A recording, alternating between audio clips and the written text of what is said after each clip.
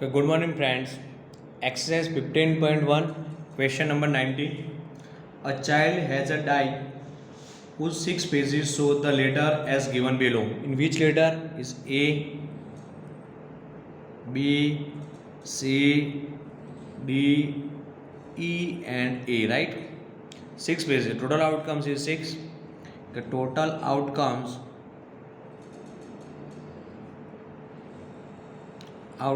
equal to 6. Now event A is the first event is a face is a capital A. The face is capital A. The capital A is how many? 1 and 2. 1 and 2. Let P of A equal to event occur upon total number of outcomes. The event occur कितना? Event अगर 2. Total number outcome क्या आएगा? 6. 3 2 जा 2 2 cut, એટલે answer आएगा P of A equal to 1/3. Is it clear? हो गया first event. अब now event B space is capital D. P of B equal to, so only one is there. P of B equal to 1 upon 6. P of B equal to 1 upon 6. Question number 19 is completed. अब now question number 20. Next number is 20. ये उसमें figure दिया है. Is a rectangle inside the circle is a 3 meter and now 2 meter and 2 meter. And now diameter is a 1 meter. Right? कि area of rectangle formula क्या आएगी? L into B. First कि area of the rectangle equal to L into B equal to 3 into 2 equal to क्या होगा? 6 metre square. Is it clear? अब now circle is a diameter है. तो now diameter D equal to के for circle diameter D equal to 1 metre. तो now radius is R equal to D by 2. R equal to क्या आएगा? D by 2. तो equal D by 2 1/2 metre. Is it clear? अब now area of circle. चलो क्या है कि formula बच्चों बताओ. Area of the circle equal to pi R square. Pi in bracket R equal to 1/2 whole square equal to pi. 1 square is 1 and now 2 square is 4. पाई/4 metre square. Is it clear? अब देखो find क्या करना है आपको. Probability that it will be land inside the circle, कि जो land है बेटा इनसाइड द सर्कल है. Now event A equal to the die lands inside the circle. Total outcomes क्या है बेटा? जो यहाँ पे बिगर फिगर है रेक्टेंगल, ये हमारे क्या टोटल आउटकम्स हो जाएगा. और इवेंट क्या हो जाएगा? इसका area circle. Right? Let P of A equal to area of the circle upon area of the rectangle. तो एरिया ऑफ द सर्कल पर पाई/4. एरिया ऑफ द रेक्टेंगल है, तो एरिया ऑफ द रेक्टेंगल 3 2 सा क्या था? 6 था. 6 मीटर स्क्वायर है. मीटर स्क्वायर यूनिट कट हो गया. अपॉन का अपन इसके साथ मल्टीप्लाई में पाई अपॉन 24. 4 6 जा 24. तो pi upon 24 final answer. Is it clear? हो गया क्लियर? अब नाउ क्वेश्चन नंबर 21. देखो मैं आपको बता, question number 21 and now question number 23. 21 और 23 दोनों होमवर्क में कर देना, ठीक है। हो गया क्लियर? 21 और 23 दोनों किस में करना है बेटा? होमवर्क में कंप्लीट कर देना। अब ना क्वेश्चन नंबर 22 और 24 दोनों देखो। इससे पहले मैं 24 करूँगा, ध्यान रखना है, ठीक है। क्यों डाइस वाला ये, उसमें क्या है, डाइस इज थ्रोन ट्वाइस, तो कितने आउटकम्स आएगा आपको पता है बेटा? डाइस इज 24 नंबर सॉल्व कर रहा हूँ, का total outcomes equal to twice है, 2 बार है, 1 2, टोटल आउटकम्स इक्वल टू 36, तो 1 2 3 4 5 6 इंटू 1 2 3 4 5 6, 1 1 के साथ फर्स्ट क्या आएगा? 1 1 1 2 1 3 1 4 1 5 एंड नाउ 1 6। नेक्स्ट क्या आएगा? 2 1 2 2 2 3 2 4 2 5 एंड 2 6। तो आपको एग्जाम में पूछेगा राइट डाउन ऑल ऑब्जर्वेशन, तभी लिखना पर आपके अंडरस्टैंडिंग के लिए कैसे है। क्वेश्चन नंबर 24 में सॉल्व कराओ, ठीक है। चलो मेरे साथ आप भी लिखने को पड़ा 3 1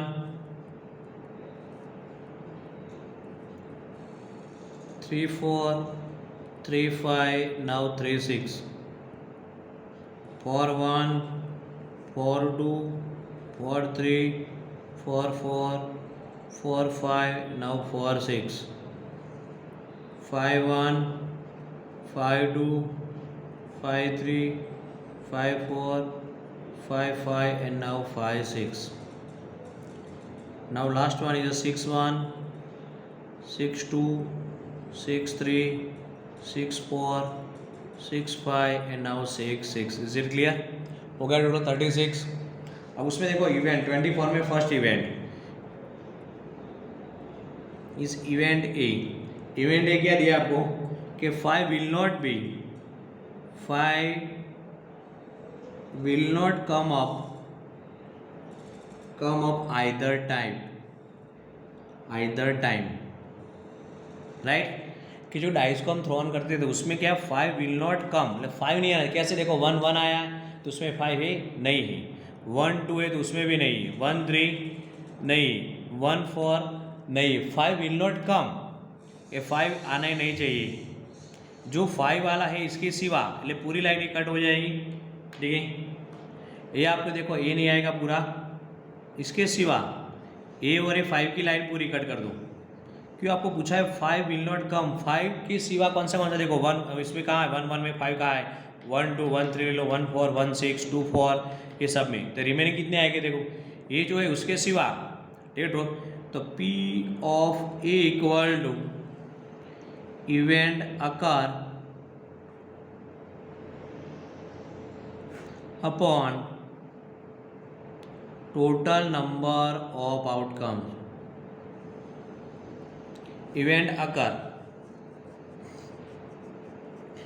इसके सिवा देखिए कितने टोटल देखो 1 2 3 4 5 6 7 8 9 10 और 11, 36 माइनस कर दो बेटा 11 अपॉन 36, लेकिन आएगा answer 25 upon 36। P of A equal to,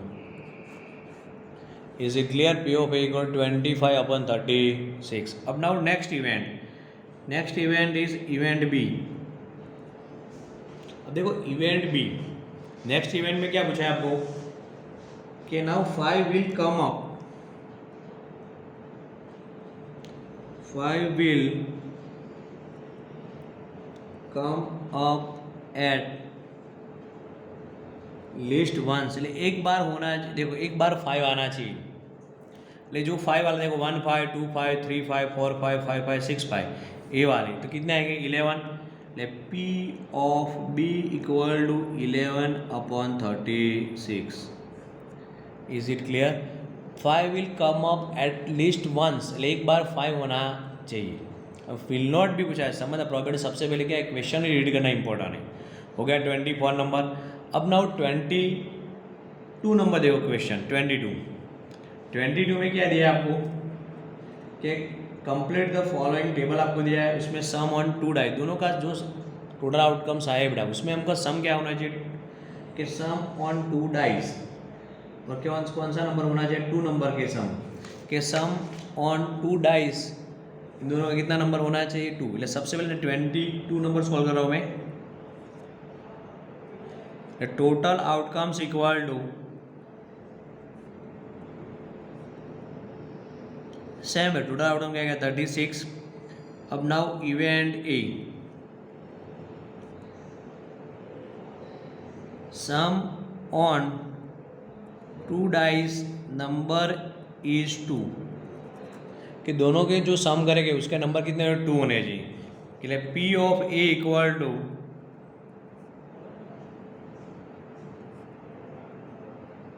event occur upon total number of outcomes. P of A equal देखो sum on 2 dice number is 2, तो दोनों का सम कितना होना चाहिए 2 होना चाहिए। देखो ये कौन सा नंबर आएगा, देखो 1 + 1 कर दो, इन दोनों का सम करना है, याद रखना क्वेश्चन में समझना अच्छी तरह से। 1 + 1 क्या 1 + 1 2 कितना आएगा, ऑब्जर्वेशन 1 ही आएगा। P of A equal to क्या आएगा 1/36। इज इट क्लियर, हो गया क्लियर। अब now next is event B, sum on 2 dice number is 3। P of B equal to कि डाइस के नंबर 3 आना है, तो 3 वाले कौन से आएगा, देखो कि 1 2 and 2 1, 1 2 and 2 1, क्या आएगा आंसर 2/36। 18 दूसरा लेके आएगा answer P of B equal to 1/18। Event C, next event is sum on 2 dice number is 4, क्या नंबर इज 4, कौन सा देखो नंबर इज 4 वाली 1 3 और 3 1, और ये भी आएगा 2 + 2 4, 3 + 1 4 और 1 3, लेके आएगा 3। P of C equal to 3/36, 12 3 3 3 cut, P of C equal to 1/12, P of C equal to 1/12। अब now next event is event D, sum on 2 dice number is 5।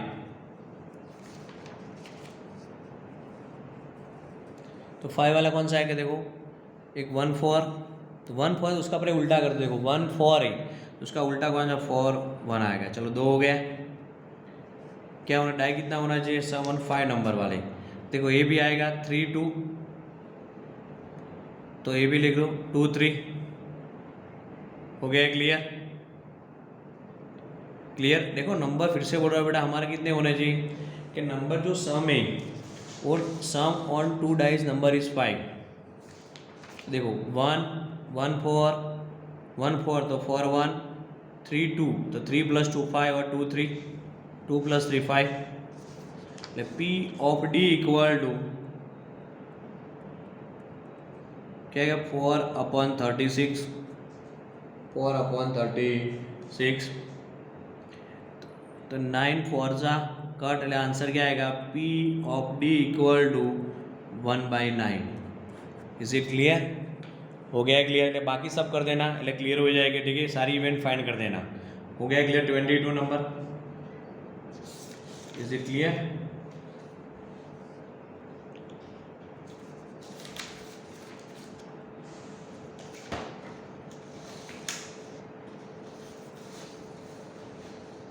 अब देखो बड़ा लीप ईयर वाली, जो लीप ईयर वाले कभी कभी MCQ में पूछ सकते, ठीक है। तो लीप ईयर में क्या करना, देखो ये नोट्स याद रखना।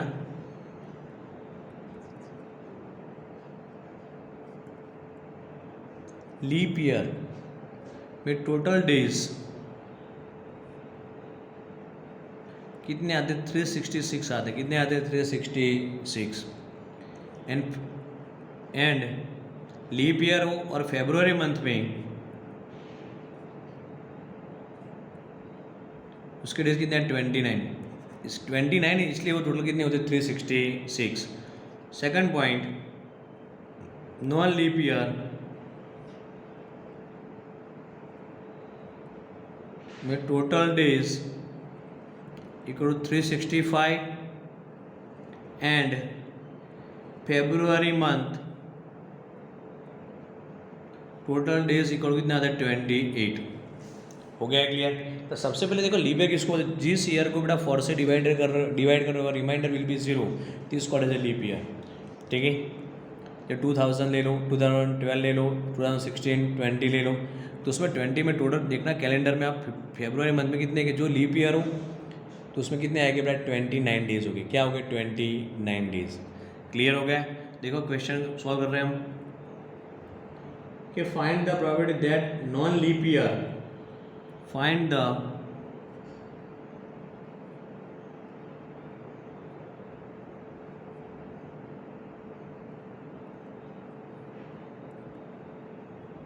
that a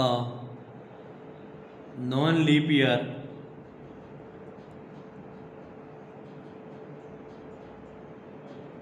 chosen at number 1 53 Sunday,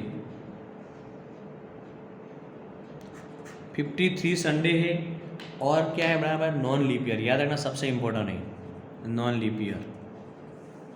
ठीक है,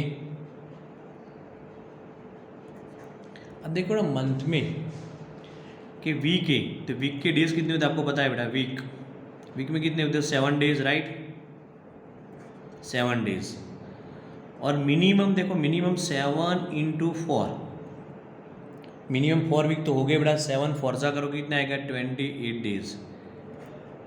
ऐसा होगा मंथ में कि मिनिमम 4 वीक तो हो गई, और ऐसा आएगा 4 वीक एंड 2 डेज भी हो सकता है, कभी कभी 5 वीक भी होगी। ठीक है बेटा, ध्यान रखना है 4 week and 1 days, 4 week and 2 days. तो टोटल ऐसे करोगे तो मंथ में कितने होते हैं? 4 वीक होते हैं। तो 12 मंथ कितने ईयर में कितने होते हैं? 12 मंथ है। 1 मंथ में हमको पता है बेटा 1 मंथ में 4 week, 4 week and 1 days, 4 week and 2 days, minimum 4 week तो हो गई। और 1 ईयर में कितने आएगा? 12 मंथ आएगा। हमको पता है बेटा 12 मंथ। तो 12 फोर्जा करोगे क्या आएगा? 48। ले हमको पता है 48 वीक तो हो गए पक्के, राइट? तो हमको क्या पूछा बेटा? 53 संडे है, हमको फाइंड करना है। तो एक वीक में देखो, एक वीक में एक 1 संडे आएगा। ऐसे 4 वीक में देखो बेटा, ठीक है 4 वीक है तो 4 संडे आएगा। ऐसा 52 देखो, 52 इंटू में 7 कर रहा हूँ यहाँ पे, और 53 इंटू 7 कर, देखो 12 फोर्चा 48 आएगा, और जो रिमेनिंग बचेगा बाकी 4, तो कितने होगा? 52 हो जाएगा। अब 53 इंटू 7 करो कितना आएगा? 371। 7 3 21, 2 से 5 37। तो ये तो पॉसिबल, टोटल डेज तो देखो ये तो 53 पॉसिबल है नहीं। कितने डेज बचेंगे? देखो रिमेनिंग 364 हो गया। 52 वीक तो हो, 52 संडे तो आएगा बेटा, 52 वीक तो हो गई। वीक 52 वीक है तो इसलिए 52 संडे आएगी। तो रिमेनिंग कितना बचेगा? 52 इंटू 7। ये 7 क्या गया बेटा? वीक का पूरे डेज, 7 जो डेज होते हैं वो। देखिए ये हमारा वीक है और ये हमारा क्या डेज है। तो हम फाइंड क्या करना, देखो फिर से समझ अच्छी तरह से। Find the probability non leap year है, नॉन लीप ईयर है। तो नॉन लीप ईयर में हमको पता है बेटा टोटल डेज वीक में कितने आते हैं? 7, राइट? हो गया क्लियर? और नॉन लीप ईयर है तो नॉन लीप ईयर में कितने डेज आते हैं? 365 माइनस 365 माइनस हमको जो आया बेटा कितना आया हमारा? 364। आंसर क्या आएगा? 1/7। Is it clear? हो गया क्लियर? फिर से बोल रहा हूँ बेटा, ये कैसे आया हमारा?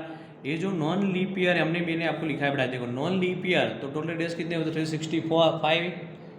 क्लियर हो गया? पर एक क्वेश्चन में चेंज कर रहा हूँ बेटा, उसमें लीप ईयर ले रहा हूँ, क्या रहा हूँ? लीप ईयर है और मुझे 53 संडे फाइंड करना है। तो कहाँ पे चेंजेस आएगा? यहाँ पे चेंजेस आ जाएगा। तो क्या हो जाएगा? 366 माइनस 364। ये 364 कहाँ से आया? देखो 52 इंटू 7 किया, और वीक में बेटा डेज कितने 7 होते हैं, तो क्या आएगा आंसर? 2/7। ये किसका आएगा बेटा? ये लीप ईयर का आएगा। ये क्या हुआ हमारा नॉन लीप ईयर का। Is it clear? हो गया है क्लियर?